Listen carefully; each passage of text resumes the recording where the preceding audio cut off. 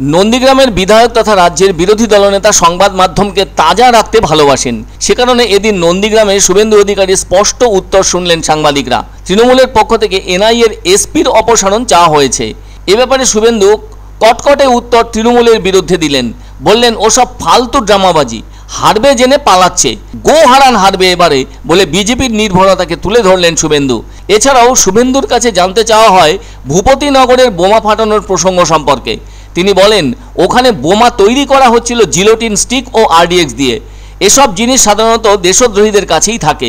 শুভেন্দু বলেন নিশ্চিতভাবে যে ম্যাটেরিয়ালের এক্সপ্লোশন ওখানে হয়েছিল তাতে যা ঘটার, যতটা খারাপ ঘটনা ঘটার কাজ ঘটানো হয়েছে সেটা প্রমাণিত। ওখানে যে সমস্ত জিলোটিন ও আরডিএক্স ব্যবহার করা হয়েছে তা সাধারণত করে থাকে আন্তর্জাতিক জঙ্গি গোষ্ঠীরা, যারা বিভিন্ন দেশকে অস্থির করতে চায়, তারাই ওই সব জিনিস ব্যবহার করে থাকে। মনে রাখা দরকার 2022 সালের 2রা ডিসেম্বর ভগবানপুর 2 নম্বর ব্লকের ভূপতিনগর থানার অর্জুননগর গ্রাম পঞ্চায়েতের নায়রাবিলা গ্রামে রাত প্রায় 11টা নাগাদ ওই রকম মর্মান্তিক ঘটনা ঘটানো হয়েছিল। তাতে তৃণমূলের বুথ সভাপতি রাজকুমার মান্না, দেবকুমার মান্না এবং বিশ্বজিৎ গায়েনের অকাল প্রয়াণ ঘটেছিল। খবর পেয়ে পুলিশ ঘটনাস্থলেও গিয়েছিল। সবটা দেখে শুনে স্বতঃপ্রণোদিত হয়ে মামলা রুজু করে। পরে ওই মামলার দায়িত্বভার এনআইএর হাতে যায় আদালতের নির্দেশে। আর এতদিন পর ওই মামলার তদন্ত করতে গিয়েই বিরাট ঘটনার মুখে পড়ে প্রহিত হতে হয় এনআইএর আধিকারিকদের। এরপর ভূপতিনগরে 2 বাসিন্দাকে তলব করেছিল এনআইএ। ওদিকে তারা এনআইএর দেওয়া তারিখ মতো নির্দিষ্ট দিনে হাজিরাও দেননি। ফলে ওই দুজনকে আটক করতে অভিযান চালিয়েছিলেন এনআইএর আধিকারিকরা। এবার ওই দুজনকে গাড়িতে তুলে নিয়ে যাওয়ার সময় ওই গাড়িটিকে ঘিরে ধরে উত্তেজিত গ্রামবাসীরা। প্রতিবাদও জানাতে থাকেন তারা। এমন অবস্থার কারণে দুজন এনআইএর আধিকারিকও আহত হন বলে জানা গেছে।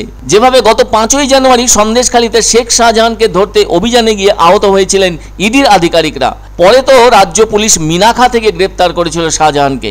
এরপর জাতীয় নির্বাচন কমিশনের সামনে তৃণমূলের সাংসদদের গ্রেপ্তার ও ধারণা প্রসঙ্গে শুভেন্দুর কাছে জানতে চাওয়া হলে তিনি বলেন ভয় পেয়েছে, চোরেরা ভয় পেয়েছে।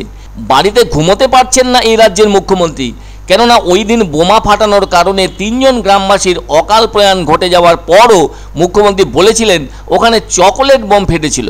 এমনটা হলে বুঝতে পারছেন তো কোন রাজ্যে আমরা বাস করছি বলে প্রশ্ন তোলেন শুভেন্দু। শুভেন্দু আরও বলেন জন্মেজয় দলুই শিডিউল কাস্ট পরিবারের যুবক, আগে বামপন্থী ছিল, পরে বিজেপিতে যোগদান করেছিল।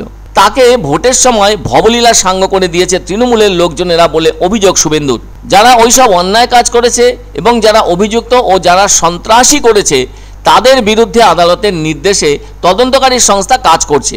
এবার শুভেন্দু অধিকারী অত্যন্ত জোরের সঙ্গে বলেন মুখ্যমন্ত্রীর পুলিশের নিরপেক্ষতা নেই, তাই সিবিআই এনআইএকে হ্যান্ডওভার করেছে আদালত। আপনি কোর্টে চ্যালেঞ্জ না করে বাজার গরম করতে চাইছেন বলে অভিমত শুভেন্দুর।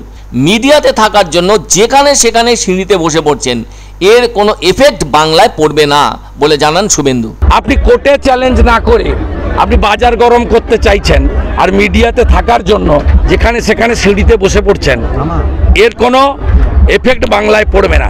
বাংলার জনগণ অপেক্ষায় আছে কবে মাফলারের পরে হাওয়াই চটি ভিতরে যাবে।